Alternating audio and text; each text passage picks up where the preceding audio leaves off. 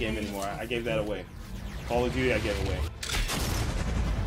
Yeah, multiplayer is okay, but it just reminds me of why I stopped playing that game. It's not like Overwatch. I could stop playing Overwatch, come back to this game, and still have a ball playing it with people. Super lucky still, I'm still gonna get, just not at this time, because Star Wars Battlefront is coming out.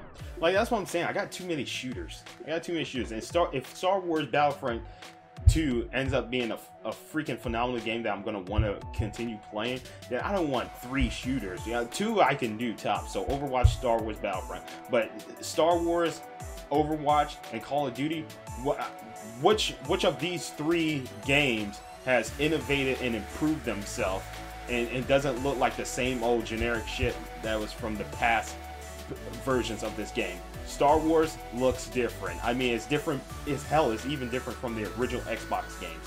It's something unique and different with the starfighters, the pushing the payload, defending a tank and stuff like that, and just the 4-player deathmatch and stuff like that. Call of Duty has been fucking your generic ass shooters with your customizable guns, your slight change in skins, but you're still doing the same repetitive shit over and over and over and over and over again as you've been doing. Overwatch has a variety of unique characters with their own unique personalities. The game modes may be the same, but it's the characters that really change the game and the way you play it. What have they done to really innovate? Advanced Warfare, I loved. Black Ops 3, I loved the multiplayer. But that's about it. Once you reach your pinnacle, what else can you do? They're like freaking Madden, and they create a damn Call of Duty game every freaking year. It becomes repetitive, and you're splitting your user base. You got people still playing Modern Warfare 3. You got people playing the new Call of Duty 4 Remastered. You got people still playing Black Ops 3. You got some people, surprisingly, still playing Call of Duty Infinite. And now you got Call of Duty World War II. The matches that I did play of Call of Duty World War II, I kept finding the same people over and over again. Like, their little barracks mode, like the hub area, is basically the definition of what Call of Duty's future is. You being the only soldier there, still playing a game that's already dead. Oh, let me read some of your comments. Campaign was good. Yes, I love the campaign. The campaign, you use med kits. I did like that unit instead of regen. Yes, there we go. The campaign made you sad. Yeah, dude, Zussman is my boy, man. That's my brother in arms. I love him at the beginning of the game. That dude, like, he was with me from the very beginning, and I saved his ass. I dragged him out of the trenches, man. That was good. But that's why I tell people, like, I get Call of Duty for the campaign, and then once I beat it, I'm done. I'll test the multiplayer. I'll test. I even skipped Black Ops 3's campaign because I didn't like the campaign. So I didn't even bother doing a playthrough of that game because I got to the part where you started sniping, it was raining and stuff, and you had to shoot the robots in a specific spot, and I was like, dude, I'm done. I don't even want to do this anymore. I'm so bored. I'm yawning. I'm tired. I don't even want to play this anymore. And then I played the multiplayer with my brother's PS4, and I was just like, oh my god, the multiplayer is so good, but I'm in it for the campaign. Unfortunately, I'm one of the few, I'm like the 5%, a part of the 5% that only plays Call of Duty for the freaking campaign.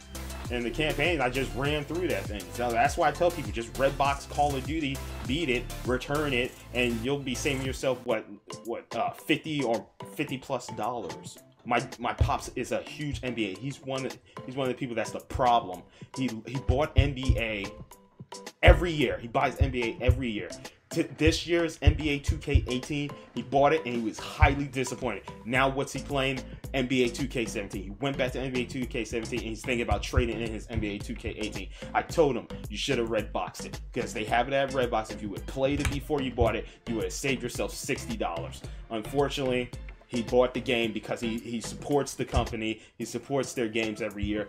And unfortunately, this year's 2K18 was just so disappointing. That's like me when it came to WWE. They after WWE 13, which I think was the last best WWE game. Even though I like 2K, what was it, 15 or 14 that I got here on Xbox One, I still think WWE 13 was the last great WWE game that they made.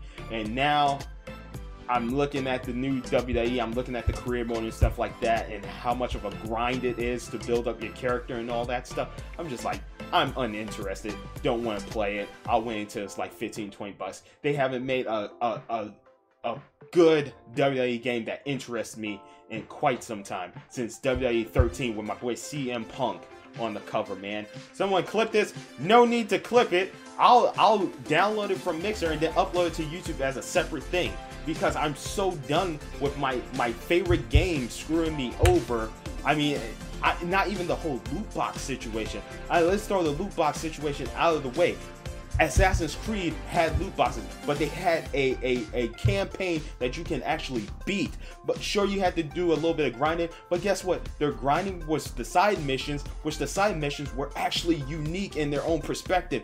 The characters that I were interacting in the side missions of Assassin's Creed Origins felt like they were a core character of the game. And I felt like, oh man, this character is so unique. They're funny. They have personality to them. They're not just any generic character that's just like, hey, I would like you to go do this and then come back to me, and then your mission is complete.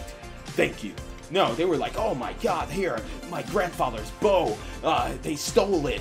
I need you to get it back. Wow, you really know how to use those weapons. Here, you keep my grandfather's bow. It has history. And then you go into look at the bow, and it has all this like, oh, this is ancient material and stuff like that. I'm just like, yo, there's so much story to this game. They have loot boxes in the game. I had to buy the loot boxes to beat the game. I just had to play these awesome side missions. I'm like, good job, Ubisoft.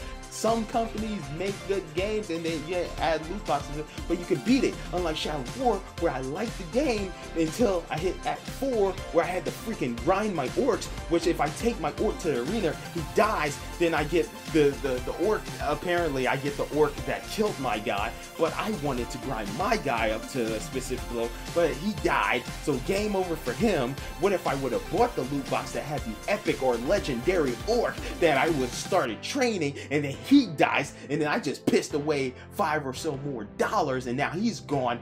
No, I'm not interested in those type of games. People are saying Need for Speed Payback, there's card systems. I remember back in the days when Need for Speed Underground was out, you could play a match, you could get engines and different stuff to increase your car's ability. Like you'll get a +12 or something engine. You're going from a 5 to a +12, and then a +12 to like a +24 or something like that. Now they got a card system where you get a random ass card. I'm looking specifically for engine +3 or 4 engine, and I get +3 or something for braking. I don't want that crap. I don't want that again. You have to do other little menial tasks like driving into signs and stuff like that to get, I guess, experience so that you can finally do the story mission. No, I'm not interested. The only games I want to grind in is RPGs like Final Fantasy, Infinite Undiscovery, Lunar Legend, or hell, Legend of Zelda Breath of the Wild. I don't want to grind in any other game. I don't want to grind in my racing games. I want to be able to freaking drag race a circuit race, beat the game, enjoy myself. I miss when you could buy a game and you could beat it that week without having to do a serious grind. I want to grind, like I said, Legend of Dragoon. I'll play that if I want to grind. Dot Hack on PS2, I'll play that. Dark Cloud 2, those are games where I want to grind. When I buy a racing game, I don't want to grind. I want to play circuit drag race. I want to play those modes and I want to beat them and then beat the story. I bought Shadow of War, which I thought was going to be a little bit like Middle Earth, where I could progress ever so smoothly through the story mode without having to do a lot of grinding. You know what I'm saying? Stop this rant, you are getting me scared. Brotherhood was the best, then everything after that went downhill. Not true. Assassin's Creed 4 was actually a really good game, and I even did a playthrough where I went through the story mode without having to do a bunch of side quests and grinding. I just did like main story content. Phenomenal game, highly praised by us Assassin's Creed fans. Not a whole bunch of grinding. You was able to beat it, point A, point B, no problem. They can make great games, but they want to make more profit from us after we spend our $60 or even $80 in some countries. They want the profit more from us. Now, I understand that you put a lot of time and money into these games, but I also put a lot of time and money to purchase your games. If you're trying to meet a specific goal, maybe even downgrade it just a little bit. That way you don't put your company in the dirt, maybe. Or just end the series. Just end the series. And then move on to a new project. That way you can leave a good taste in the fans' mouth that supported your game for many years. You could be like, wow, they really concluded with a bang. This was phenomenal. Make that profit from that final chapter of the game and then create something, start from scratch, make something new. Don't go all, all high-end, high-res graphics and all this stuff. Like, look at Cuphead. Phenomenal game, super hard but amazing art style. It doesn't take that much to please me when it comes to visually looking at stuff. It doesn't always have to be about high-end graphics and all that stuff. You just want to grab people in that want a good game experience. That's what you want. And by adding these high-end graphics, now you're like, okay, we went a little bit over budget. Now let's add loot boxes to this game. How can we implement that in here? And then you're done fucked up. You're done fucked up because now I'm uninterested in your game. Because now you're not getting my $60. You may get the other people, people that can afford, buying every freaking game every month, but you're not going to get the everyday man's money, because the everyday man's money is going to be smart. He's going to be smart with his money. He's going to red box it like I do with a lot of games, because you can't make games that I'm interested in spending time with and enjoying because you want to implement other functions like microtransactions or severely grinding to meet the end goal. No, that is not me. Like I said, if I want that, I buy Final Fantasy 15, which I bought, which doesn't have loot boxes, which you can do a whole bunch of grinding if you want to, or you can progress through the story. The story's going to be a little bit hard, but you will be able to progress through the story. Just make it so that it's a little bit hard in some areas where you have to, like Ninja Gaiden, where you have to learn the bosses' techniques and stuff like that, and then you accomplish and beat said mini boss or mid-game boss or whatever, and you're able to progress without having to grind and get loot boxes and stuff, man. Just make a good game. Ninja Gaiden Black, which I love on Xbox, which is now backwards compatible on Xbox One. I'm literally thinking about going back and playing because it's a phenomenal game that's a little bit hard, a little bit challenging, but guess what? If I put in the time and learn the strats for the enemies and bosses and stuff, I can eventually meet the end goal without doing a huge grind. That's what I want. That's the type of experience I want, because I can no longer trust what these developers say about their games. Oh, don't worry, the loot boxes won't affect your game. Say what you want, Blizzard did loot boxes right, because I can choose to say, oh, I don't want to buy loot boxes for this event just for this legendary skin. It's not needed. I don't need to grind specifically to get XP boost or a specialized gun that has 10 times power than the base gun that you're using. No, it's just all cosmetic stuff.